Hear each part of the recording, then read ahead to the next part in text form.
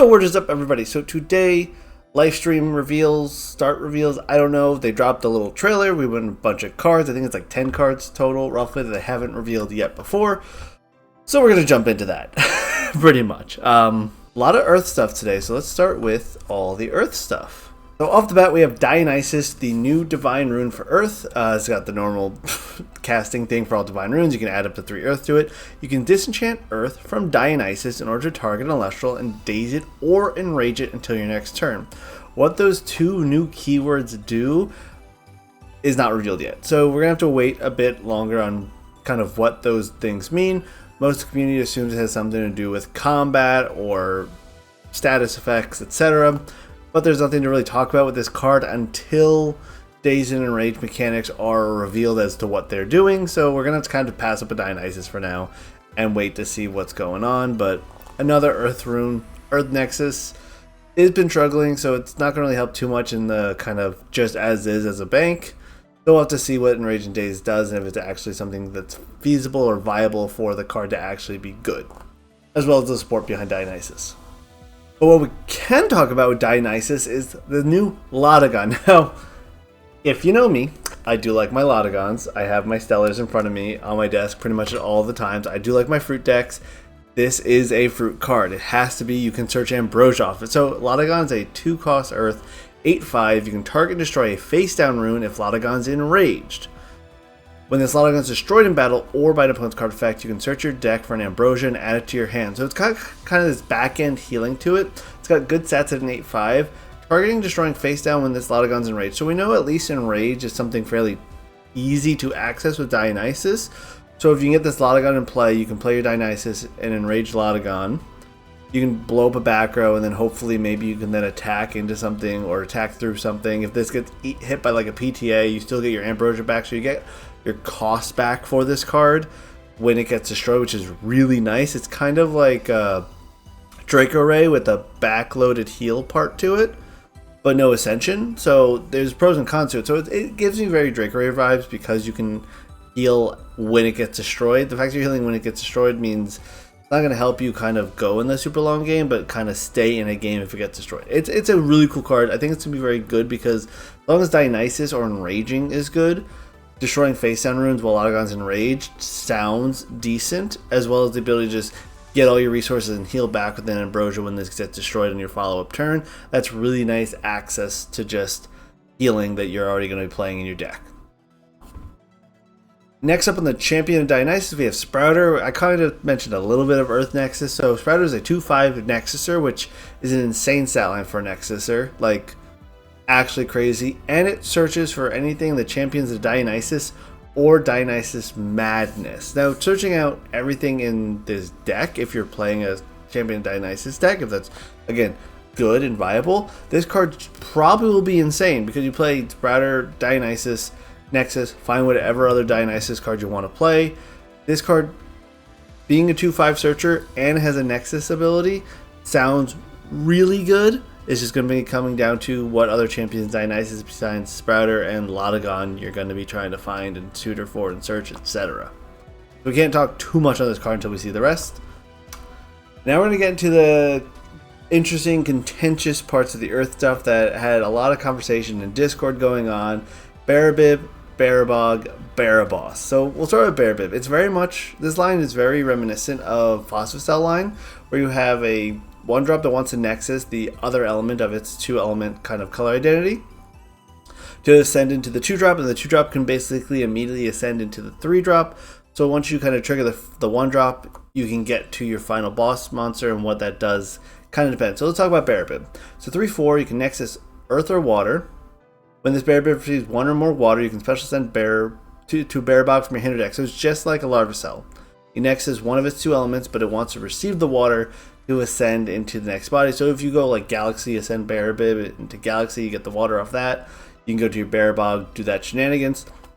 Again, it's just like a Phosphocell. You want to play this with Nexus Banks or over elements. Like usually with Larvicell, you go ascend over Rabbit with a Solar, so you get the trigger, stuff like that.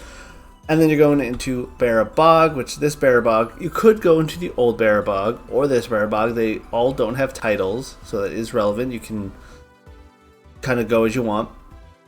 It's 5/6 for Earth Water. You expend Earth Water to target an Elestral and daze it until your next turn. Again, we don't know what daze means, but we can daze itself, which will allow you to, when it becomes dazed, special send it to Barabog. And again, it's just like your NSL. You can immediately go to your 3-drop. There's no reason to really stick on this Barabog unless you want to keep dazing opponents' Elestrals for some reason, or your other Elestrals for some reason. But we see Dianisis does this for half the cost. So this is almost always going to be just you go straight into Barabog with this. Kind of like how NSL, you have the ability to stay in that middle stage and get kind of more spirits going and load it up and then go for the Ascension play. Barabog seems to just want to go straight into Barabog, so we'll go straight to Barabog here. It's a 9/15 Earth Water. When this Barabog receives one or more Earth or Water, you can change it from an Elestral to a Stadium Room with the effect Elestrals that are not Earth or Water enchanted are dazed, get -3 and -3. Opponents cannot play Stadium Runes, or vice versa. So what that means is the vice versa is the really confusing part of this card. It can switch, if it is a Stadium currently and receives Water Earth, it can switch back to an Elestral. So it kind of allows itself to go sit in the Stadium spot and be very uninteractable. But then if you want to try to get it back on your board, you can't re-enchant it as a Stadium, so you're going to have to find a way to Nexus to it or some other way to get it back as an Elestral. It's just going to sit there as a really, really expensive Stadium with an effect that honestly scares a lot of people. -3, -3. So it's basically Zeusing everything that's not Water or Earth enchanted and dazing them. Now we again don't know what daze means, but just a Stadium that you can't get rid of by playing your own Stadium, which is the normal Stadium War kind of methods, that Zeus everything effectively your opponent's control because you're probably playing an Earth Water deck, sounds insane. There are a ton of ways to deal with this card though. Tornado comes to mind. You just blow it back to your opponent's hand. They spent like 6 spirits to get this out. Thunderstorm, P-Gust. It doesn't do like suppression like Majesty or Posthumous, which we'll get to later. So it's just kind of like you still have Elestral options to try and remove this card, but they're just going to be significantly weaker with those minus stats. So I don't think Barabog is going to be a good card because if it's a meta contender of a card, it's going to have so much counterplay to it in every element. So Lunar, you can suppress it. Fire probably is the hardest to deal with it, but you have options like Lavalith potentially. There's Tornado and Wind. There's Thunderstorm in Thunder. Equalinks can even deal with this card. You can suppress it in Lunar with Artemis. Like there's tons of ways to just deal with this card, and it costs so much to get out that if it is this back-breaking card and really powerful, there's so many ways to counter it that it's never going to get to that point. So I don't think it's that great. It is going to be interesting to see if people try to tech this in against like Ursa decks to basically lock them out of Den. Because drops this against an Ursa deck. Fire and Frost probably have the least amount of ways to interact with face-up cards in the back row. So that could be problematic for bear decks. Like if Earth and Water is able to side this as a package, or this deck is just okay, but bears are super meta and they need Den, like this is a card that counters a lot of Stadium plays, even more so than something like Burning Woods. But it costs a lot more to invest to get it onto the board than something like Burning Woods would, being with its cheaper cost. So it's a really cool card. It's not a great card, but it is a card that's probably difficult for players to deal with if they're not prepared for it in their deck. So it's going to be a deck building kind of challenge, where if you don't have any way to deal with a Stadium, like, it might be problematic for your deck building. So just be aware of it. It's going to be there. It's a good card, not great card. There's so many ways to deal with it. It's never going to be a problematic card. It just might be frustrating to play against. Again, Zeusing an entire board is insane. Alright, so that's everything for Earth. I want to jump into Solar now, just because there's only one Solar card with Sundial. Sundial is not real. It cannot hurt you. It is a 4/1 for 1 Solar. When it destroys an opponent's Celestial in battle, you can force that opponent to skip the draw phase of their next turn. A lot of ex-Yu-Gi-Oh players are seeing this card and they see Yatagarasu. It is not that. The fact that it has to destroy Elestrals in battle for it to trigger is significantly hampering on it trying to lock your opponent with no cards in hand. That's not going to happen. Additionally, Elestrals has the mechanic of expending to draw, so you're never unable to draw a card if you get hit by Sundial. If you don't have an Elestral in your hand, cool, expend to draw anyways. What you're probably going to end up doing and then your opponent can't attack you and make you skip your next draw because you don't have an Elestral in play, it's not going to keep happening. So I think people are going to try to make Sundial work with like Argo and artifact strategies and shenanigans like that, but ultimately this card is just okay. The only thing redeeming about it is it's got 4 attack on it that might make it somewhat playable in a solar deck, but as a strategy to lock your opponent out of the game, that's not happening. Let's be real. Like, there's so many ways to deal with this card. We can expend a draw that if you lose just 1 draw, is not the end of the world. So Sundial, not that great. It can't hurt you. It's not real. Alright, let's move on to Lunar now. So we have Posthumous, Champion of Artemis. It's a 13/8 for 3 Lunar. This gives a lot of reminiscence of what we had last set with Majesty, of just the ability to shut down Elestrals on field. We see that Majesty is not super well played, but this card looks significantly more powerful than Majesty. So with the 13/8, so the stats are already better. When a suppressed Elestral destroyed in your attack or by your card effect, you can return 3 Lunar from your Underworld to your Spirit deck. So if you destroy an opponent's Elestral while it's suppressed, you get to heal. So again, just reminiscent of Majesty, there's a heal to it. While Artemis is enchanted, each of your opponent's Elestrals are suppressed. So now we can basically floodgate our opponent's effect, where it's not just an element based thing, it's all the opponent's Elestrals are suppressed when you play this card and have Artemis in play. It's just like Majesty kind of does its thing, but the stats on Posthumous are just way better. We see Majesty have like not much play. It sees a little bit because of how fast it can ramp out. Posthumous can't ramp out as fast as something like a Majesty, or as easily as something as a Majesty. So I guess that does make up its stat difference. Again, it has the Artemis Enchanted part going on. So the best way to attack this card is going to be back row hate, get rid of the Artemis, and then get rid of Posthumous perhaps. You could still potentially get giant stats and beat over it. 13 is difficult to beat over, but it's not impossible. Even if you're, let's say you're playing something like Bears, you can play Glacier Ursa to run through this, stuff like that. So it's not impossible to get over this card. Whether or not this is going to be a very powerful card, I mean, it's definitely going to be a powerful card. Whether it's going to be something significantly meta dominant, it's going to come down to how easy it is to get this card out. We do know that like you can Comalis to search it and then ascend over the following turn. If you're doing Comalis plays, you probably have an Artemis in play as your Nexus Bank, so it's possible. This card is threatening and dangerous, but it's going to come down to, is it good enough or fast enough or consistent enough to see play? We have seen the original Posthumous be played with some success, so this might just take over some of that spot, or you just go straight suppression.deck, and this is now your boss Celestial in the suppression control deck that it was kind of lacking. It's like, cool, you're doing suppression control stuff, to what end? Now you have an end. You can spend all your spirits to get all these suppression effects going out and then start healing off of them, which is really cool. I think the cards are very good. It's just a matter of, is it going to be easy enough to get out to make it worthwhile? Moving on to Frost. I mentioned Glacier Ursa a moment ago. This is a new Glacier Ursa, Champion of Kion. I could have sworn the original Glacier Ursa was a 14 attack. So maybe I'm wrong about the Posthumous part. But this is Glacier Ursa, 13/4 for 3 Frost.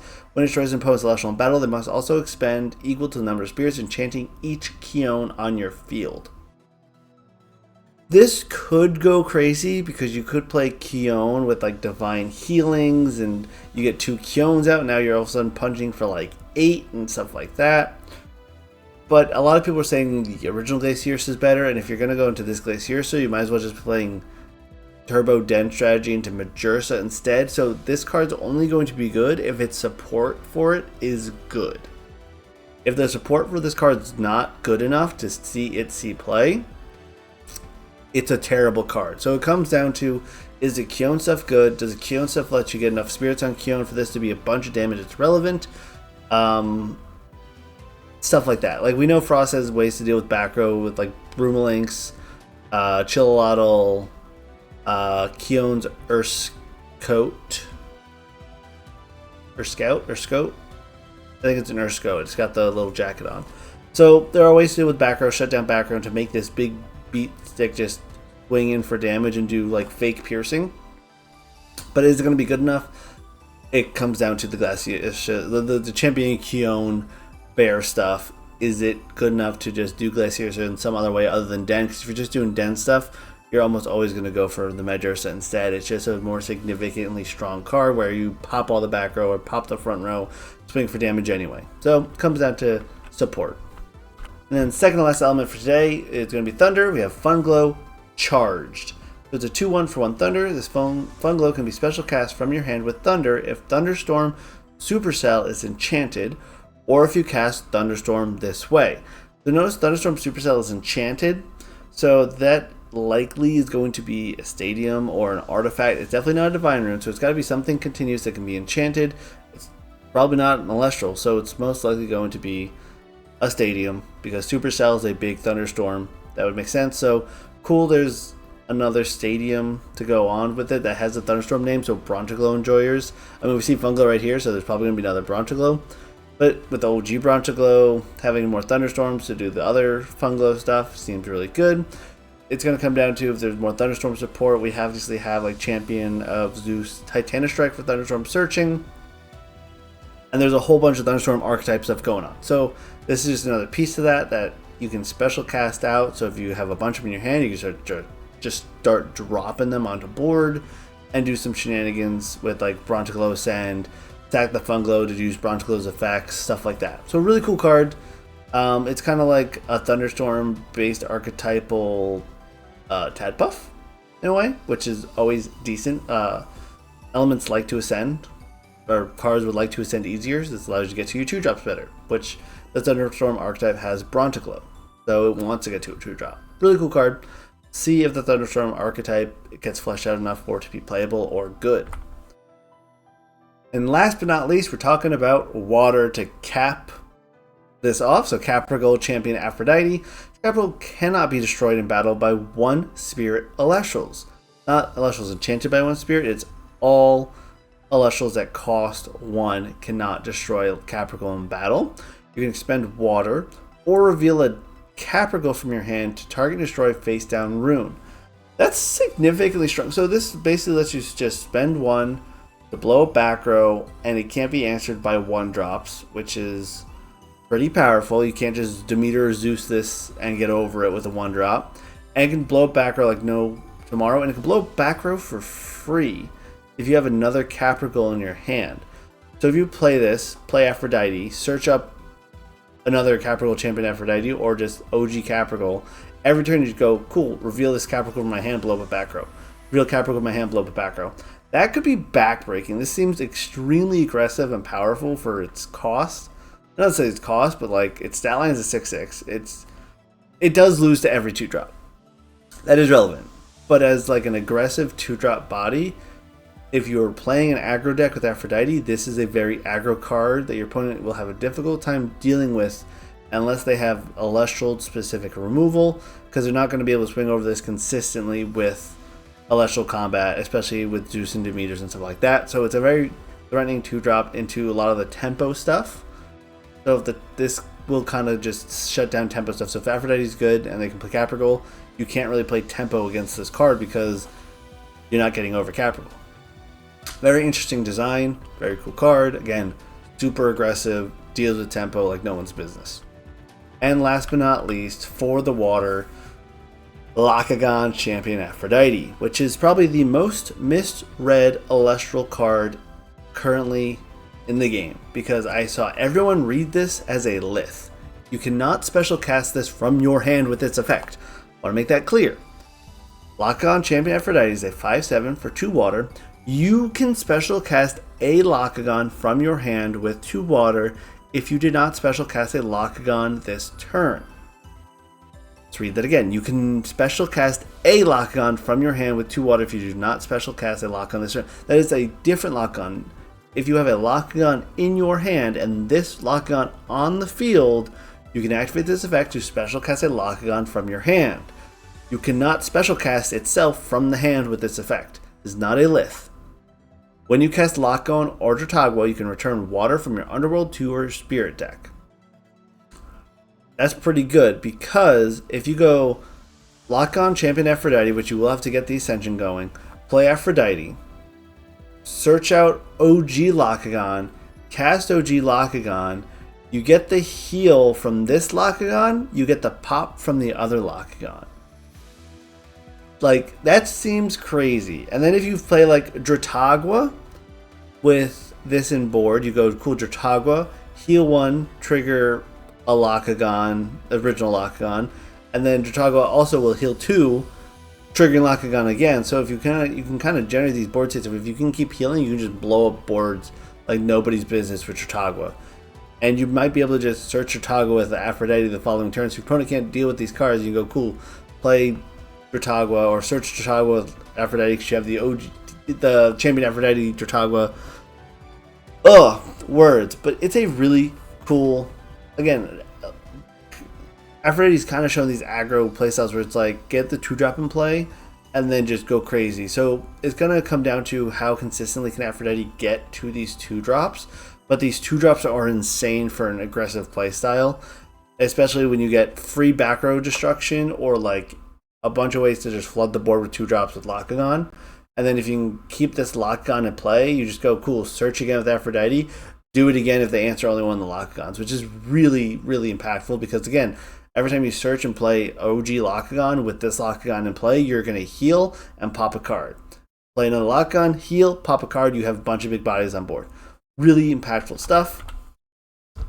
But that will be it for today. That is all the reveals from the video from today. I just want to talk a little bit about them. Sundial is not real, it can't hurt you, and Aphrodite is looking very aggressive. In Rage of Days, who knows what we're going to get when they come out, but that is all the reveals for today. I'll see you guys in the next one. You guys have a great day. Peace.